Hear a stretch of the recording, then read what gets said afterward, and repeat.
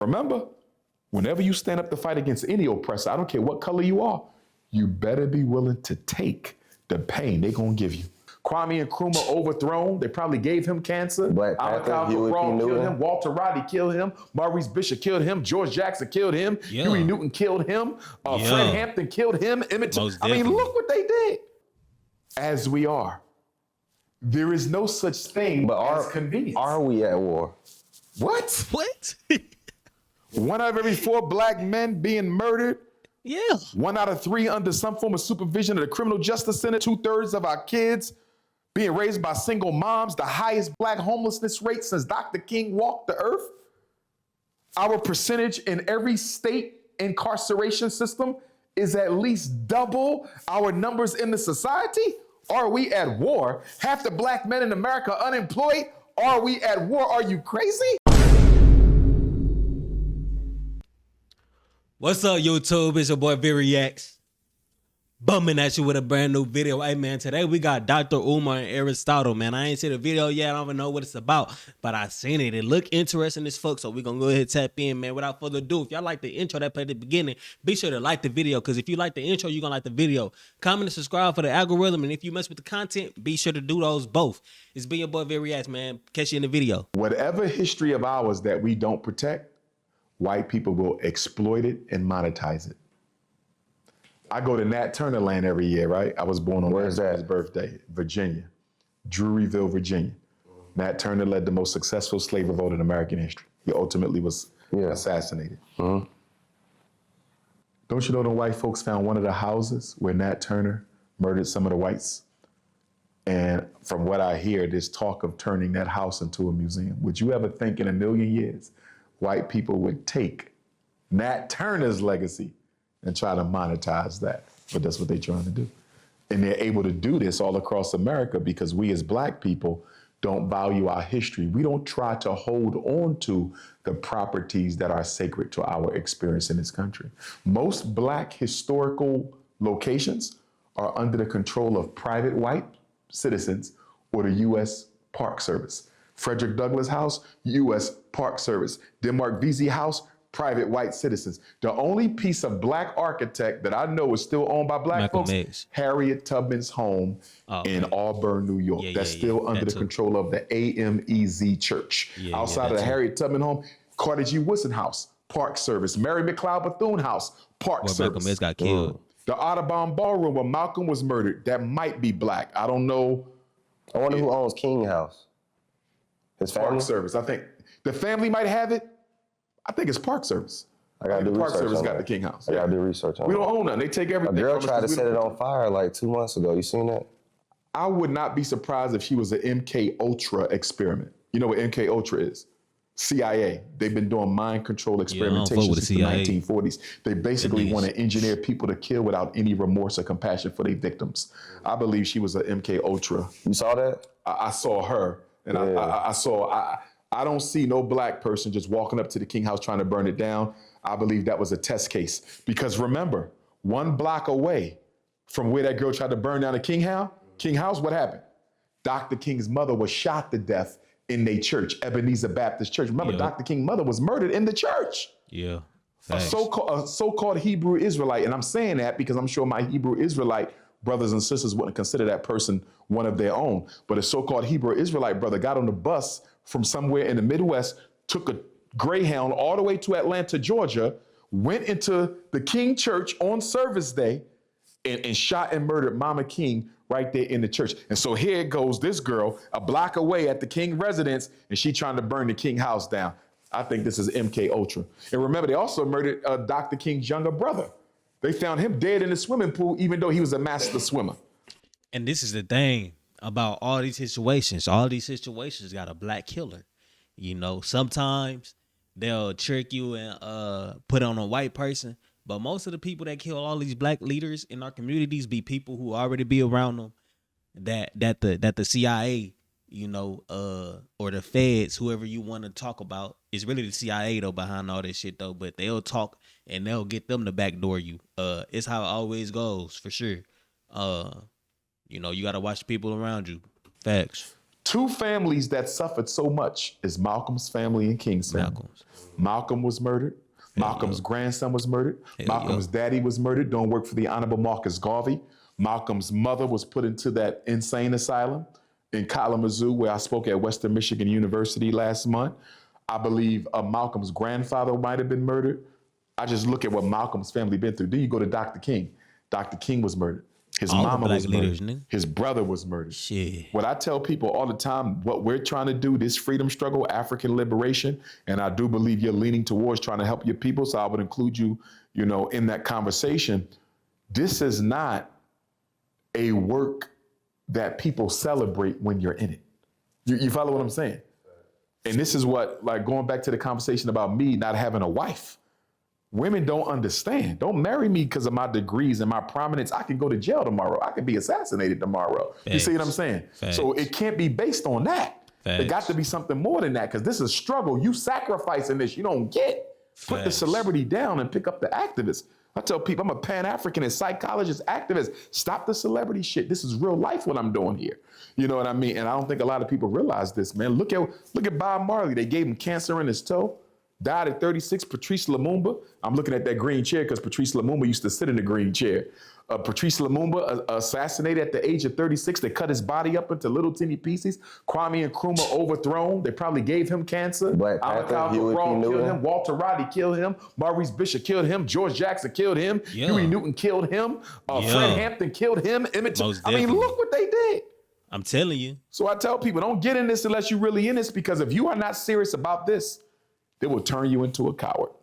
I can't tell you how many black leaders I grew up respecting, only to see that they have been turned into cowards because they was afraid to suffer the consequences that the white power structure was willing to dish out. Remember, whenever you stand up to fight against any oppressor, I don't care what color you are, you better be willing to take the pain they're gonna give you. You don't win until you took the pain.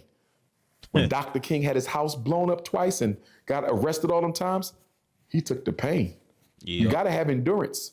So how could somebody... Endurance precedes victory. So what you're saying is, if you as a black man try to help black people, you are Putting yourself in a line of fire. in trouble. An X on your chest. Yup. And you better do it proudly, without no misgivings or no reservations. If there's anything in you that is not 100% committed to the people, the white man will find it and he will exploit it. You can't be afraid of death. You can't be afraid of jail. You can't be afraid of poverty. You can't be afraid of having your reputation destroyed. It must be for the people. If you're not living for the people, get out of it, because the white man is the master psychologist. Why do you think so many of our leaders got turned into sellouts, man? See, my thing is, when you know your purpose, it don't matter. Dr. King knew that was his purpose. Malcolm knew, Garvey knew, Douglas knew, Nat Turner knew, Gabriel Prosser, Denmark Vesey, they knew. Fred Hampton, George Jackson, Medgar Evers, our Prentice Bunchy Carter, John Huggins, they knew. I was sent here to do this. My favorite quote from Nat Turner Confessions. Nat Turner said, "And the Spirit appeared to me and said," I'm trying to remember exactly, "The Spirit appeared to me and said, such is your luck, such you shall do. And whether it comes rough or whether it comes smooth, you shall surely bear it." Nat Turner said the Holy Spirit appeared to him and told him that. Such is your luck, such you are called to do. And whether it come rough or whether it comes smooth, you shall surely bear it. So the Spirit told him, you're gonna die. You might lose your homies. They tortured and killed Nat Turner's wife. 2 of his kids snuck out. That's the only reason why Nat Turner got descendants walking the earth right now. You see what I'm saying? But you gotta be into it. You can't half step this. And that's why I meditate, because I don't ever wanna get like Dr. King and Malcolm, where people threatening you so much, you just ready to die. Not saying that was the case, but when you talk to people who's close to them, That's what they said. you feel me? They say they got to a point where they got so exhausted from being threatened, they knew they was going to die. Yeah, I heard Malcolm say, "I'm a dead man walking." Yeah. But They knew. They both knew it. But I don't think they were disheartened because of it. Malcolm X literally said Hell yeah, he brought that bit on. He literally said, I know they want me. I know they want to kill me. And he actually knew for a fact that night that he was in that Coliseum, that they was going to do that. He knew for a fact. And he still went on that stage and did that shit. You know, it takes a different kind of person to be a leader, for real. And I'm not talking about a regular leader. I'm not talking about you leading your school, your school, you lead the football team, you lead. It do take a different kind of person to do that too, but it take a whole different kind of person on top of that to be able to go to the next level and the next level after that and the next level after that and be leaders as well. Like King, I can understand assassination. Malcolm, with all due respect to me, brought it on himself. Like from his people. He's literally snitching on it. He's saying Muhammad is having sex with young women and he literally to the white man snitching on the brotherhood. First of all, there's nothing Malcolm said that wasn't true. Stay with me. Go ahead. If it was true. Right. If it was true, allegedly, anything Malcolm said that was true, the government already knew it anyway because they had already thoroughly infiltrated the Nation of Islam and every other black organization. Thanks. So there's nothing Malcolm said that's bringing the government to an awareness of anything that was happening in Mr. Muhammad's personal life because they was already wiretapping everybody. They already infiltrated everybody. Right. Now, it might have been embarrassing for the world to hear it, but to the government, they knew it before it happened. No, I'm not saying the white man killed. I'm saying you snitched on your brotherhood. They killed him, in my opinion. He said he was a dead man walking. I mean, they did kill him, but they wasn't going to. Yeah, he said he was a dead man walking. Here's where I disagree with you. Nah, that ain't true. If they were involved. Right. If. They were, but. They were involved, allegedly. Any black man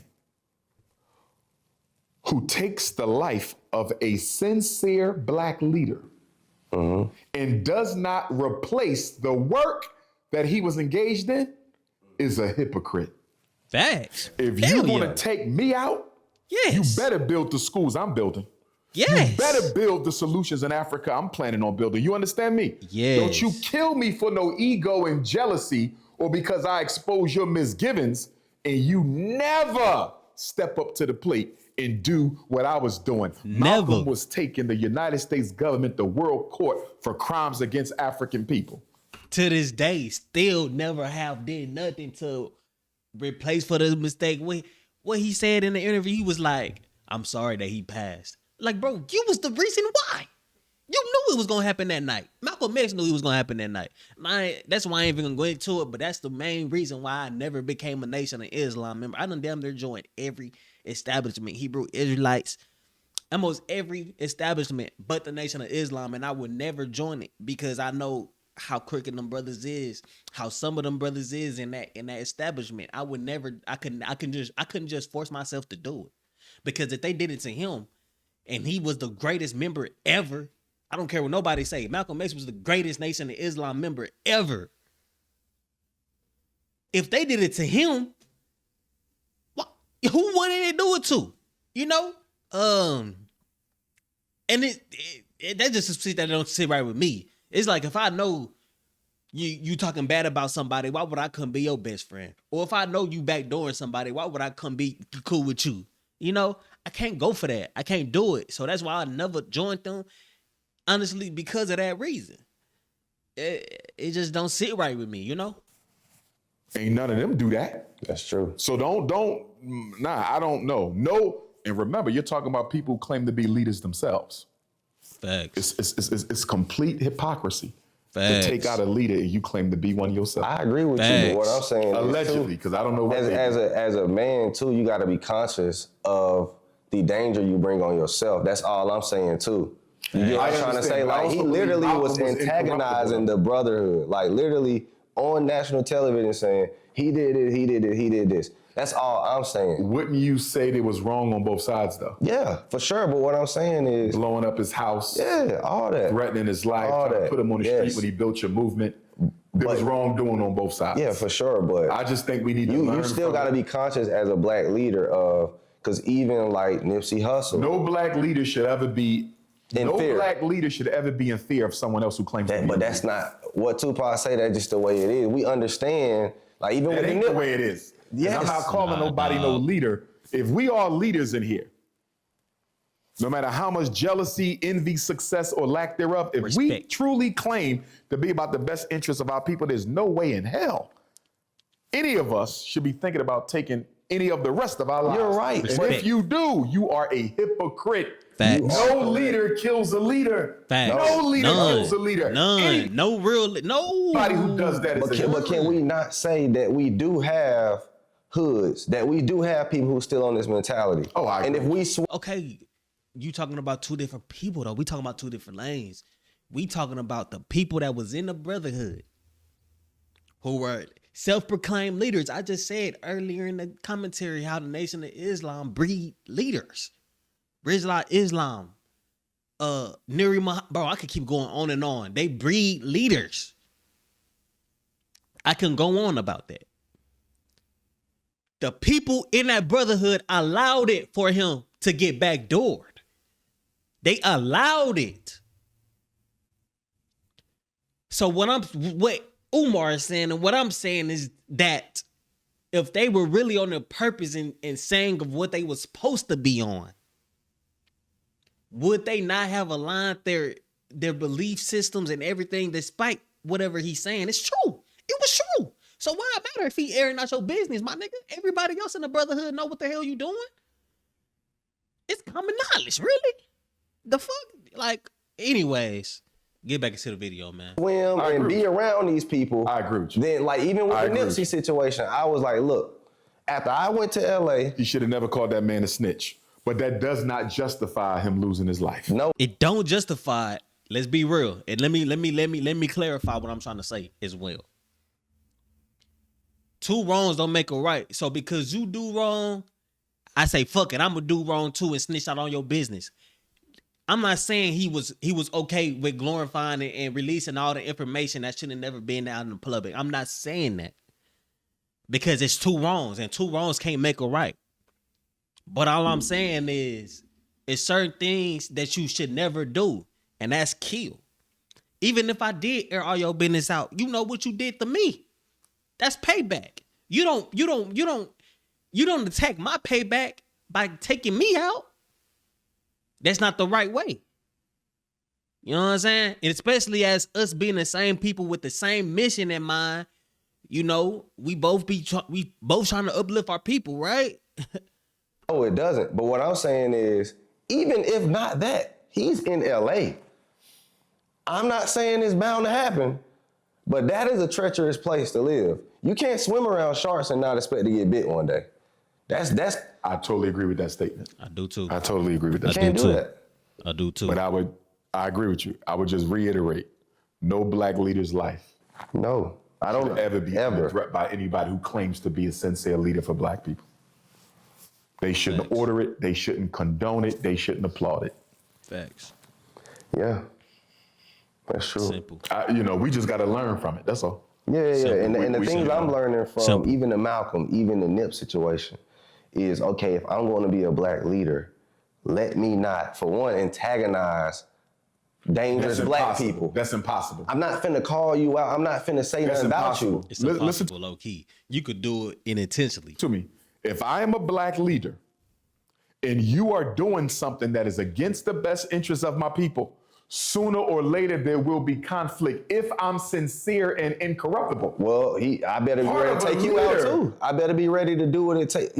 Listen, I understand. There's consequences to saying folks' names and doing this and that. But here's the question that I got for you. If you're out here doing the work for the people, right, and somebody's threatening you because you're doing the work for us, why the hell we sitting around letting you get threatened in the first place? My folks don't let that happen though. But hear what I'm saying. But how you know that though? Anybody, not you. We're not speaking individualism. I just mean as a matter of policy. If Dr. Umar is out here saving our children, the black community should be stepping to, I shouldn't even have to ask because of what I do. The black community should be stepping to whoever got the problem and they handling that shit. You're right. You feel me? You're right. Like the way Bumpy Johnson went to Malcolm. Bumpy Johnson went to Malcolm. Bumpy Johnson, King of Harlem, said, listen, bro, you got some smoke. I can end all this. And Malcolm said, leave it alone, Bumpy. I don't want black people killing each other. He did. We should all have a Bumpy Johnson. Malcolm had bumpy. He called them off. You gotta have. I don't know why, but he called them off.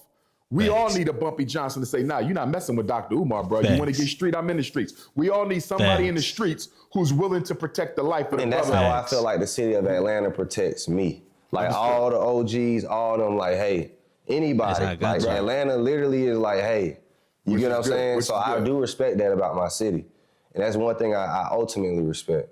That's how I gotta be. But people, he not thinking about it in that. You thinking about it on the aspect of where you at now. Like I said earlier, nobody is in that top tier in an activist yet as a black activist. Nobody's in that top tier. It's a whole lot of mid. It's a whole lot of lower. A whole lot of lower. It's a whole lot of mid. Umar mid. He probably mid. Charleston mid. Candace. All these people are mid tier. When I say top tier, I mean the people who's actually making movements nationwide with this shit. I could put the Hebrew Israelite group going up into that top tier because they do got a lot of members that do what they say do and stuff like that. But as far as making national statements, I'm talking about nationwide. This is United States wide. They're not doing it. So until it's another group that get to that top tier, you don't really gotta fear nothing. Once you do get to the top tier, and the government starting to look at you, the feds starting to look at you, the CIA, the one that you really don't want looking at you, once they start looking at you, see how your city or your people back you in. That's when the test come. But like I said, I want to move in a way that, because I don't feel like I have to get in anybody's business to build my business. You get what I'm saying? I don't have to say anything that he got going on. But you're not a political leader not either. No, I won't. Strictly in the economics. But once you become, when I say political, I don't mean elected politics. I mean someone in the community who is influential in making things happen. I believe all I got to do is teach finance, and that's my role.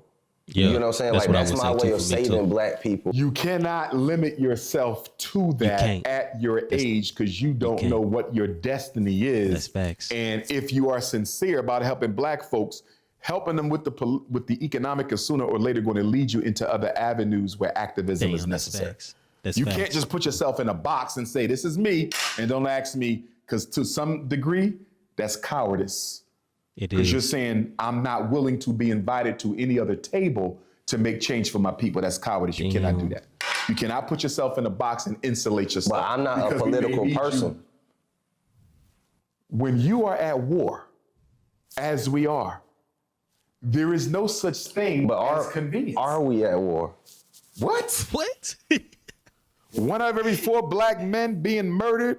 Yeah. 1 out of 3 under some form of supervision of the criminal justice center. 2/3 of our kids being raised by single moms. The highest black homelessness rate since Dr. King walked the earth.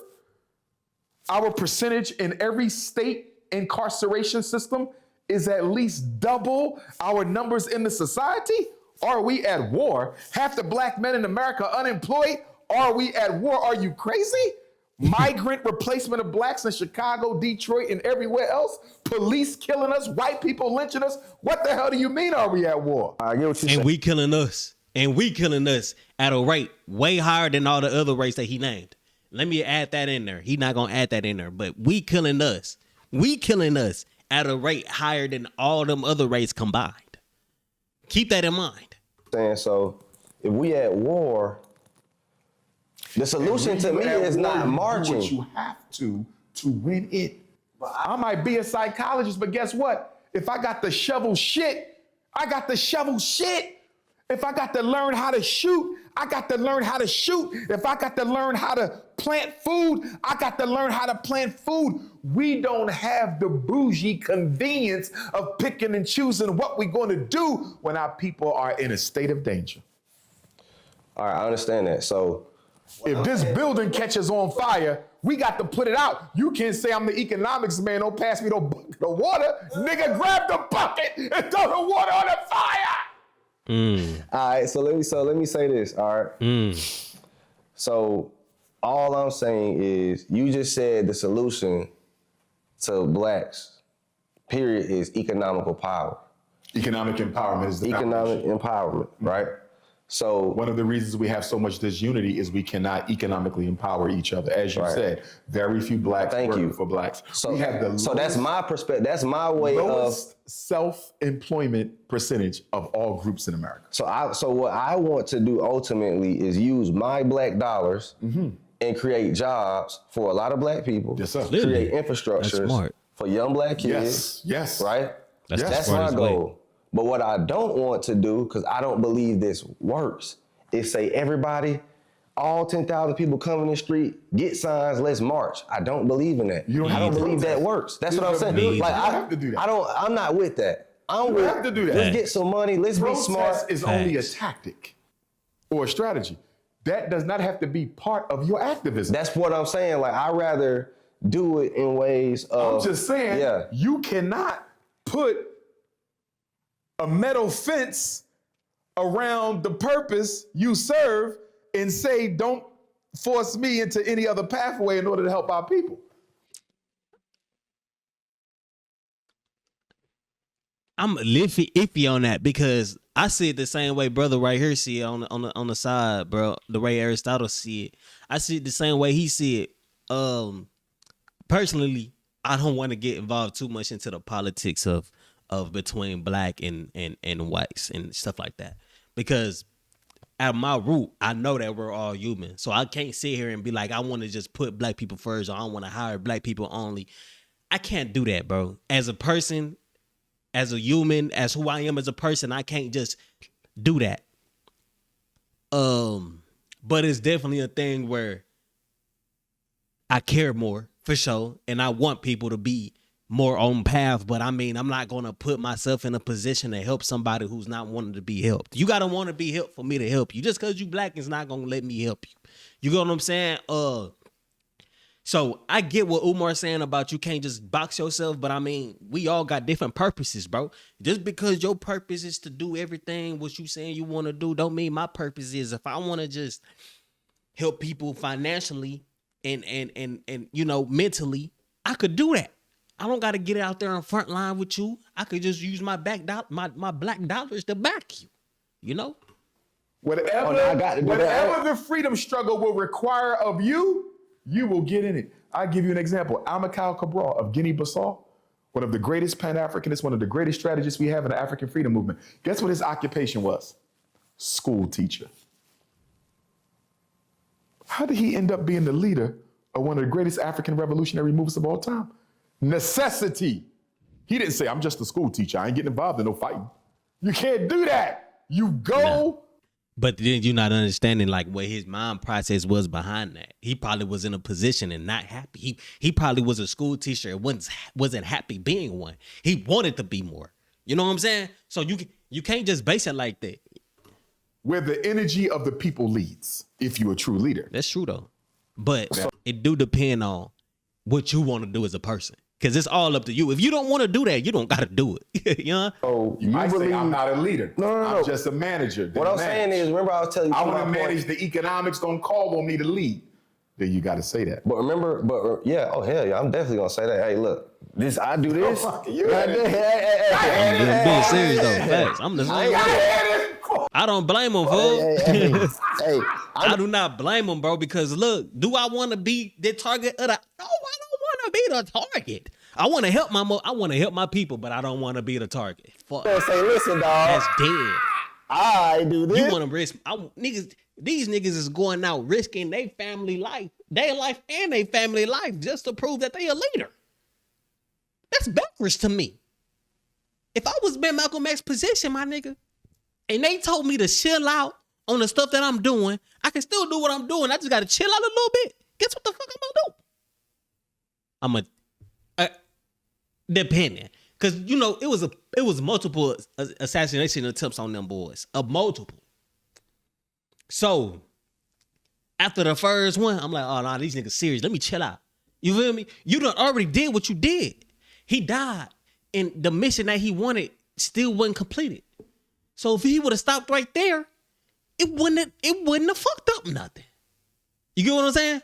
So it's like you doing all the extra, and you died still not being able to get your mission done.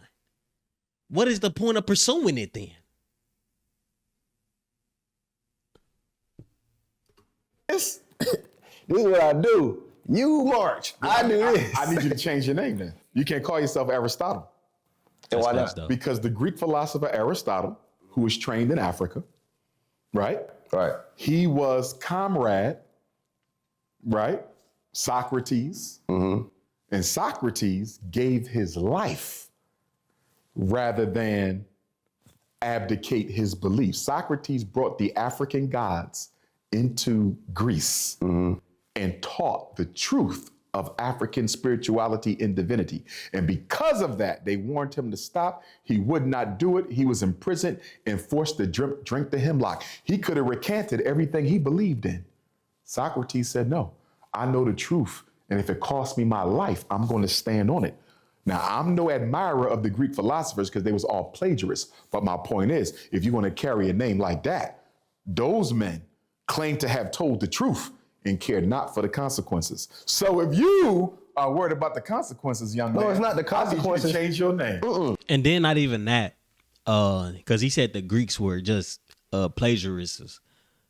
They weren't. They learned certain things and they changed names to their language.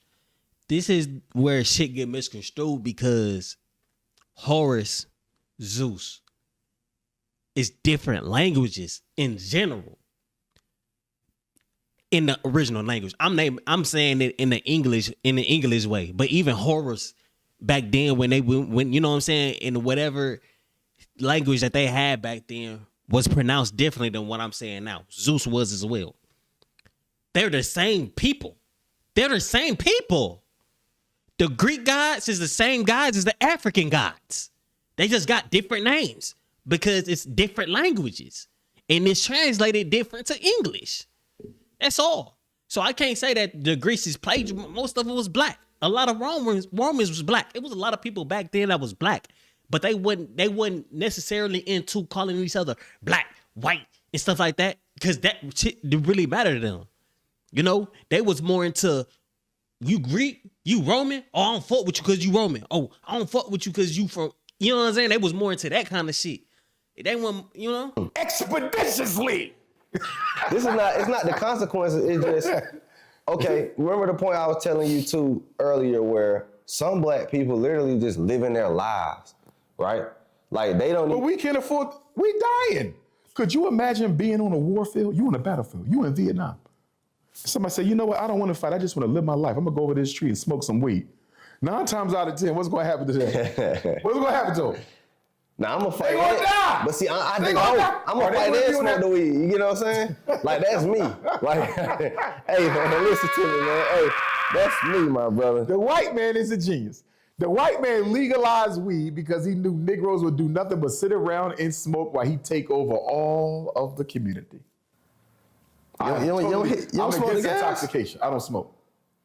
Sometimes I gotta blow tobacco smoke on If it weren't for weed, I don't think I could grow this business. This If it this wasn't well. for weed, black men would be out here fighting for justice and freedom. But now white men control the weed. Weed dissipates. And by the way, most of the weed that you get in America is not even real weed. I hope you're growing it yourself or getting it from somebody who grows it themselves. Most of the weed is coming from China. It's artificial weed and it's being sprayed with artificial cannabinoids. The smell is stronger, the high is stronger, and the side effect is worse than opioids. Actually, it's not from China. The Chinamen actually came here. It's a lot of grow ops in Oklahoma. So if you're getting gas from Oklahoma, legal dispensaries, anything among the sorts, you probably fucking with that Chinaman weed. Just letting you know. It's not just Oklahoma. I'm just putting Oklahoma out there because that's a place where they legally, and they actually have Chinaman grows out there. It's called PGRs. Look that up. If your weed look like that, stop smoking it. Stop cobbing it. Facts. So y'all better be careful with that weed. It might put you into a permanent schizophrenic episode from which you It could never do that. recover. It could You're gonna do see that. it on the street talking to yourself. Watch that weed.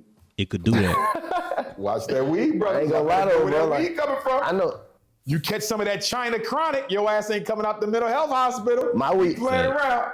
I get mine grown in Cali. All right, as long as you know where the source. Yeah, that's how it goes though. But look, man, that's gonna be the end of the video, bruh. If y'all like that video, please let me know in the comments below because I fucked with it heavy. At the end of the day, Umar was speaking facts. Aristotle was speaking facts. Both of them was speaking facts, you know? Your purpose is your purpose, bro. Do what you can as a person to help yourself first. Then help the people around you.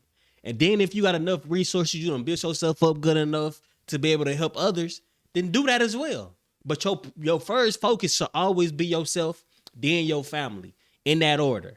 Without further ado, man, it's been your boy Vick Reacts. If y'all enjoyed this video, man, I got a video right here. If y'all don't like that one too much, I got 2 more options right here, so you got to click one. If not, before you click off, man, make sure you subscribe. Instagram, Twitter, Twitch at the top. It's been your boy Vick Reacts, and I appreciate y'all for tuning in. Have a good day. Peace.